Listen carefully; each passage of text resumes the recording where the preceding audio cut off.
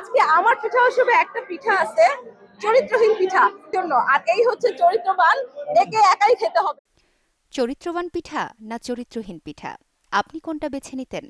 এই প্রশ্নেই ওমানের প্রবাসী বাংলাদেশিদের পিঠা উৎসবে থমকে দাঁড়ান অনেকেই। নামের মধ্যেই কৌতূহল আর স্বাদে পুরো বাংলাদেশ। এটা পদ্মফুল পিঠা, এটা সূর্যমুখী পিঠা, আর এটা হচ্ছে আমার একটা পিঠার ডালা। আমাদের বাংলাদেশের বিয়েতে পিঠার ডালা ছাড়া পিঠা হয় না, বিয়ে হয় না।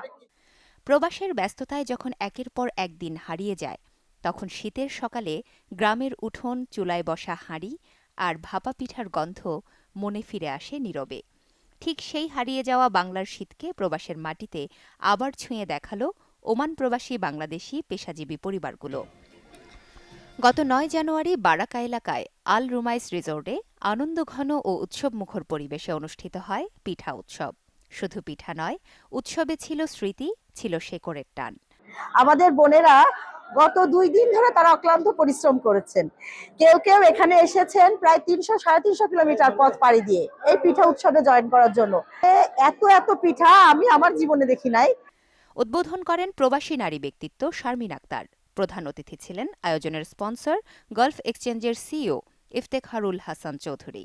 বিশেষ অতিথি ছিলেন সহায়তাকারী সংগঠন বাংলাদেশ সোশ্যাল ক্লাব ওমানের চেয়ারম্যান সিরাজুল হক।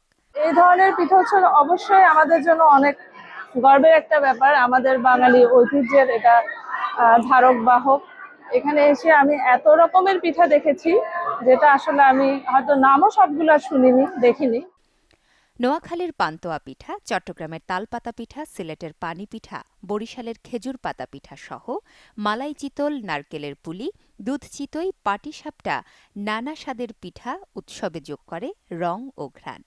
খেজুর পাতা পিঠা নিয়ে এসেছি। এই তো খুব বাংলাদেশিদের সুন্দর আনন্দঘন মুহূর্ত উপভোগ করতেই খুব ভালো লাগছে। আমি এনেছি ভাপা পিঠা, আর এখানে তো সব আমাদের গুণবতী ভাবিরা অনেক রকম পিঠা নিয়ে আসছে। পুরো একটা মিনি বাংলাদেশের মতো করে পিঠা উৎসবের প্রোগ্রাম হচ্ছে এখানে। এটা আমার বনফুলি পিঠা, বনফুল সেমাই দিয়ে পিঠা বানাইছি। আর এটা পানপুয়া, আমাদের নোয়াখালীর বিখ্যাত পিঠা সবগুলা। এটা রুফুসি পিঠা, এটা ডালের পিঠা, রুফুসি পিঠা নাম দিয়েছি। এটা দুধ চিতই আর শীতল পিঠা আমি গুড় দিয়ে রান্না করছি। আর এটা হচ্ছে আপনার জামাই পিঠা। আমি চিটং এর তাল পিঠা বানাই নিয়ে আসছি, পান্তুয়া পিঠা বানাই নিয়ে আসছি।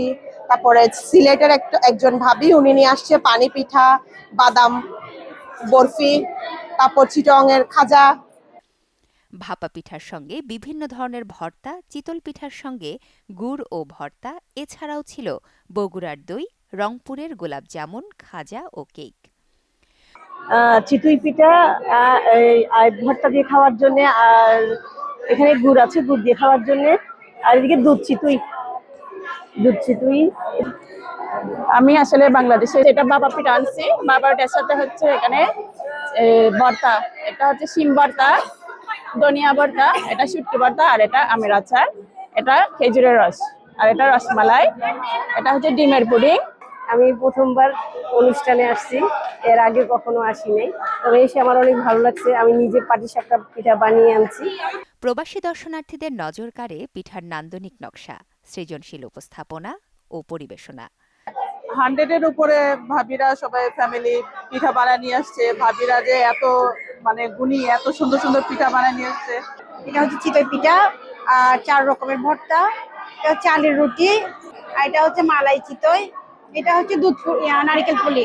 সবচেয়ে বেশি কৌতূহল আর হাসি কেড়ে নেয় চরিত্রবান পিঠা আর চরিত্রহীন পিঠা নামের মতোই মজাদার এক বিশেষ চমক।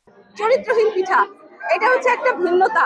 হ্যাঁ, এই কারণটা হচ্ছে এই পিঠাটা দুধের সাথেও যায়, ঝালও খাওয়া যায়, ও এমনিও খাওয়া যায়, এই জন্য। আর এই হচ্ছে চরিত্রবান, একে একাই খেতে হবে, একে দুধেও দেওয়া যাবে না, ঝালও খাওয়া যাবে না। ও হচ্ছে তার চরিত্র ঠিক রাখে, ও অন্য কারোর সাথে মিশে না। অনুষ্ঠানে পিঠা প্রতিযোগিতা বিজয়ীদের হাতে তুলে দেয়া হয় পুরস্কার।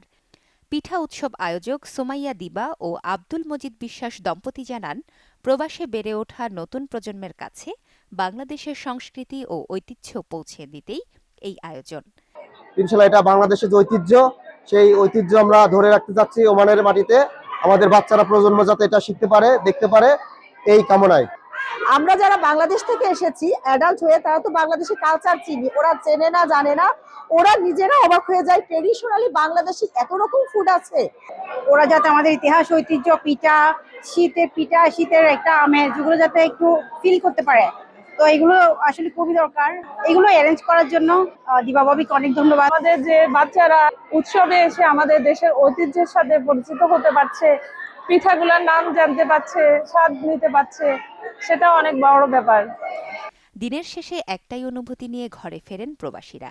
দূর দেশে থেকেও পিঠার স্বাদে আজও বেঁচে আছে বাংলাদেশ। ওরে হাট থাকি আইনমু এলাই তেলারো মিঠে কি হাই রে হাই, মনটায় মোর পিঠে খাবার চাই, ও কি হাই রে হাই, পিঠে খাবার জিহুটা যে কাহুলে।